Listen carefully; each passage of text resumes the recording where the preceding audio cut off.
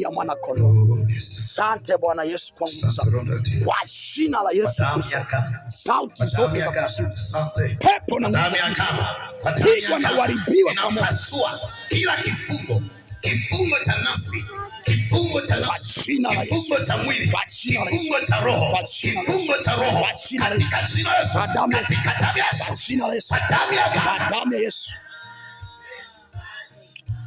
Wewe.